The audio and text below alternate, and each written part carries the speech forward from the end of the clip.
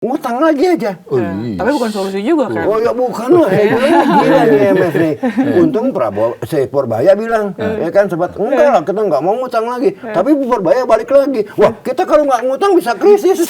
Dengan kata lain, ya, yang dia bilang ekonomi kita ekspansi, ekonomi kita kuat, tapi dia bilang kalau kita nggak ngutang krisis, itu kan paradoks. Dengan mengakui bahwa tanpa ngutang kita ke krisis, berarti akui bahwa ekonomi kita ini sebetulnya tidak baik-baik saja untuk kata-kata yang manis ya, untuk tidak dibilang reot gitu kan.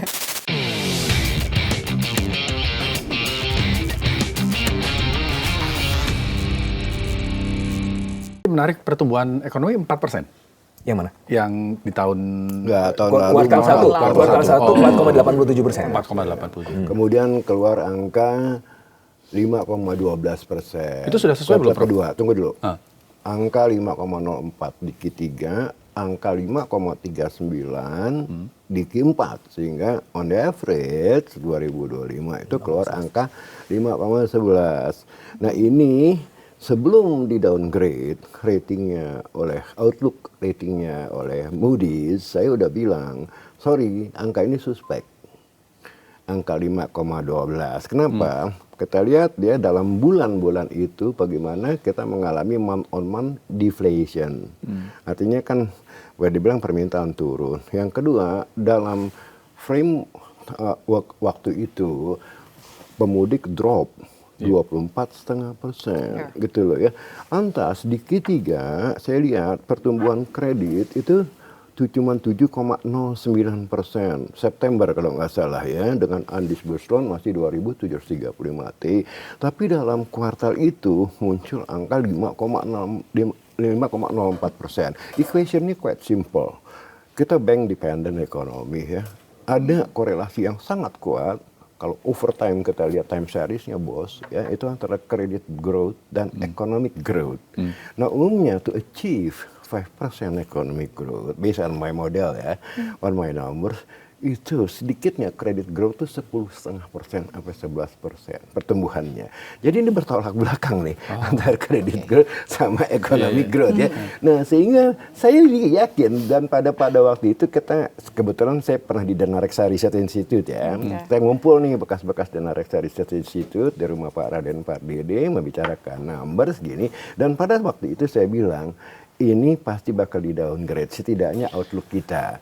Nah, some months later keluarlah Moody's ya kan. Pertama Fitch mengatakan stable, tapi nggak sampai less dan 1 bulan dia robah langsung negatif. Dan satu yang dia pitching adalah MBG gitu kan. MBG. Oh ya Fitch itu bobotnya di situ, weightnya di masalah spending yang tidak jelas ini apa hasilnya kan gitu ya. Tapi kita itu nggak usah bahas kita bang MBG. Nah sekarang kembali lagi ya, kalau kita balik lagi ke masalah tadi ya.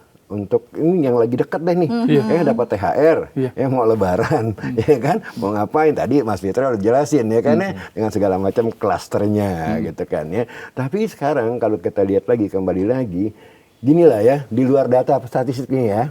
Nah hari-hari gitu kan ya, saya mencium, maaf ya, saya bisa salah namanya sense ya, kayak nggak pengen lebaran gitu loh. Ya zaman dulu kan ya, biasanya apalagi waktu masih kecil kan orang lari ke tukang jahit, bikin baju baru. Lebaran identik dengan persiapan yang benar-benar apa ya? Ambience-nya kurang ya. Ambience-nya tuh nggak kecium gitu loh. Main petasannya kurang banyak ya. Ya walaupun ini cuma sense kita sehari-hari ya, nanti bisa didukung atau ditolak oleh data gitu kan ya.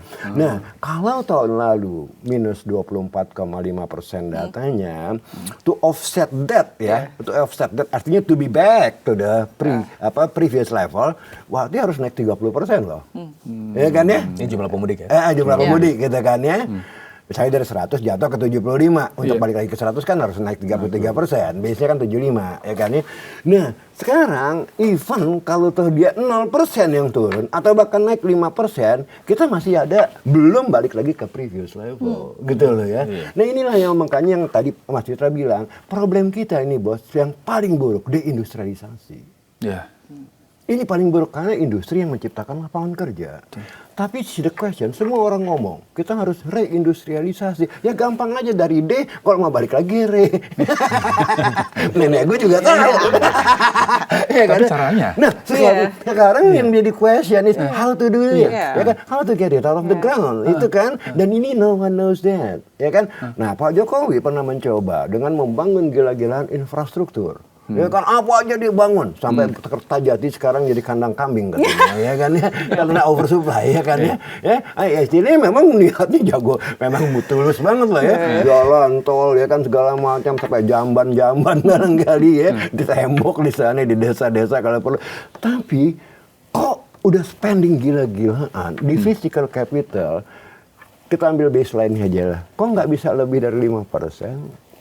Kan there must be something wrong beyond infrastructure, ya kan ya? Nah, saya menyebutnya suprastructure, ya kan? Nah, kalau ngomong suprastructure itu bos, birokrasi, regulasi, rule of law, security, ini non fisikal gitu loh. Siapa yang mau masuk ke negeri ini baru masang tenda, besoknya preman datang. Nah ini yang nggak pernah diperhatikan. Nah kalau ngomong lagi ke masalah reindustrialisasi, ya kan, jadi yang paling matters adalah membenahi softwarenya. Nah saya sebut suprastructure ini adalah softwarenya. Suppose kita bisa bangun bandara hebat, ya kan, pelabuhan hebat, ya. Tapi kalau softwarenya nggak ada bos, ya kan, nggak akan datang investor. Kita ini biar bagaimana perlu foreign direct investment. Kita nggak punya saving loh, flat, ya kan ya. China juga dulu kayak begitu kan, mereka bisa gila begitu karena awalnya dimulain initiated by FDI, yang memberikan kemudahan. Pokoknya lu datang bawa koper ya sehari lu dapat tanah, gak usah bayar, cincai aja lah, gitu kan ya di sana ya kan. Di sini kan mau bebasin tanah aja udah keluar duit susah. Ya, kemudahan kan? Investasi Kemudahan itu investasi, yang ya dirasa kan? Ini tanpa belum, menyalahkan pemerintah ya, ini cuman sekedar obrolan dalam arti what should you do, ya kan, untuk kembali ke reindustrialize our economy that has been deindustrialized, ya kan ya. Nah sekarang kembali lagi kesulitan kita bukan ada di infrastruktur, itu gampang lah, yang fisik istilah begini, kalau you trust gitu kan juga roadshow ya kan, semua bikin nggak kan udah ada badan investasinya ya kan, kayak INA ya kan ya, tinggal hitung-hitungan cinta ya put my money in this country gitu. Tapi saya kebetulan saya punya private equity ya kan ya, saya juga fundraising ya, saya ada beberapa project gitu kan ya. Even project yang seksi, when I call the investment banker offshore, dia bilang, bro, not this year ya bro. Why? Quite spooky man. Dia bilang, dalam arti apa? Maaf, saya bukan menjelekan ya. High risk. Indonesia dianggap high risk, gitu ya. Saya pelaku loh dalam bisnis ini, ya kan ya. Kira-kira kalau di Asia Tenggara, investor larinya kemana? Ke negara sekarang kita, nah ini pertanyaan bagus. Kenapa? Sekarang kita punya saingan berat. Ya kan? Siapa? Emerging market yang lagi seksi banget. And that is Vietnam. Kan? Vietnam. Ya, kemarin Vietnam 8,2% loh tahun lalu ya pertumbuhannya. Dan sama model developmentnya udah jelas tetangga sama Cina ya. Dia tiru aja copy paste sama Cina. Ya kan, gua nggak peduli deh lo ngomong sosialisme, kapitalisme, I don't care ya kan. Ngomong yang penting ya kan, gua nggak perlu tuh kucing hitam atau putih, yang penting bisa nangkep tikus, apalagi tangkap bencong gitu. Istilahnya, ya kan ya. Nah ini yang ditiru. Nah orang nanya, apakah kita tidak bisa niru juga Cina? Oh, we have a different story. We have a different story. We have a different history gitu ya kan ya. Nah makanya kita nih kayak semacam gini, saya bukan optimis ya, kita bisa mempertahankan, jangankan 5% bos, lower than that misalnya ya, trajektorinya ya, long term trajektori ya, kita bisa mempertahankan 4,5% atau 4% aja in the long run ya, dengan kondisi software seperti ini, dengan kondisi suprastruktur kayak gini, saya salut. Malah hitung-hitungan saya, ya kan, kalau we keep going on like this, bukan tidak mungkin, begitu dia nick down, ekonomi drop, whatever the cost is, whether exogenous or endogenous, kita akan menemukan trajectory growth yang baru, yang jauh lebih rendah dari 5%. Nah ini spooky sekali, ya kan? Nah kenapa? Bos, kalau orang kita nggak punya duit, foreign direct investor dia bilang, avoid Indonesia, finish bos. Oh. Tapi itu terjadi atau kondisi itu terjadi udah dari sebelum perang kan? Maksudnya Udah jadi sebelum perang. Nah, kalau misalnya setelah perang gini, kira-kira kalau menurut Prof ada burden, apa? ada burden tambahan terutama di APBN. Ya kan ya, itu satu ya kan. Nah sekarang walaupun itu tidak mengganggu software kita, software itu nggak gampang ya dengan Excel. Ini kan gue bilang endogenous cycle ya di dalamnya. Nah ini lebih berat lagi bagaimana pemerintah memilih ya spending yang terbaik, ya kan, meminimalisir risiko. Given that bahwa harga minyak naik, kita memerlukan budget yang lebih tinggi. Nah kemarin kan sempat di IMF bilang ngutang lagi aja. Tapi bukan solusi juga kan? Oh ya bukan lah, gila nih IMF nih. Untung Prabowo, Purbaya bilang, ya kan sempat enggak lah, kita nggak mau ngutang lagi. Tapi Purbaya balik lagi. Wah kita kalau nggak ngutang bisa krisis, kan bingung nih. Itu mau kita gimana tuh? Kalau misalnya kita nggak ngutang krisis, tapi sementara Purbaya kita bilang dengan kata lain, ya yang dia bilang ekonomi kita ekspansi, ekonomi kita kuat, tapi dia bilang kalau kita nggak ngutang krisis, itu kan paradoks. Yes. Ini kan sama sekali boleh dibilang kontradiktif. Yes. Ya kan dengan mengakui bahwa tanpa ngutang kita ke krisis berarti akui bahwa ekonomi kita ini sebetulnya Tidak tidak baik-baik baik-baik saja. saja untuk kata-kata yang manis ya, untuk tidak dibilang reot gitu kan. Ya. Nah, ini kan aneh gitu loh, ya kan? Oke. Nah, jadi kalau menurut saya sih gini lah, kalau menurut saya nih kembali lagi ya, yang paling urgent tuh sekarang apa yang dikerjakan? Oke. Kalau ngomong ke pemerintah ya, yang paling urgent kembali lagi mencoba memperbaiki fiskal crack kita. Oke. Ya, kebonyokan fiskal kita nih bagaimana diperbaiki, mengetahui bahwa penyebabnya ada. Saya nggak usah ulang lagi deh kata-kata itu, ya kan ya. Nah ini yang paling urgent.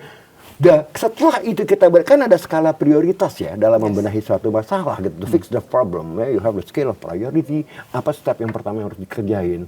Nah, ini dulu dikerjakan. Bagaimana membuat fiskal kita supaya tidak semakin tidak dipercaya. Sedikit banyak bisa menambah kepercayaan kepada rupiah. Yes. Ya. Iya kan ya? Oh iya pemerintah serius nih. Wah ini dipotong nih, ya kan? Wah fiskalnya nggak reot-reot banget. Dan itu bisa menimbulkan kepercayaan kepada rupiah. Ya kan ya? Orang nggak memborong mungkin rupiah bisa bertahan di bawah 17.000. Itu dulu, ya kan? Nah nanti baru ngomongin setelah itu dibenahin beneran serius, ngomongin baru ya. Nih next what to do. Kalau saya ya cara berpikir saya gitu. Nah itu mungkin wah ini jago nih teman saya ini ya benar. Kebetulan saya juga ekonometris, ya kan, Mas Fitra ini saya salut, expert banget di dalam econometric modeling, gitu loh ya. Jadi untung ya ada Mas Fitra di pemerintahan Pak Iya, Prabowo ini ya. untung, ya kan. Nah, saya maunya orang-orang seperti ini yang dipakai sebagai advisor, ya, bukan orang-orang yang boleh dibilang lu disebut ekonom bisa lu cuman bikin cat sama tabel. Kalau ngomong juga kontradiktif gitu loh ya. Beneran saya jujur.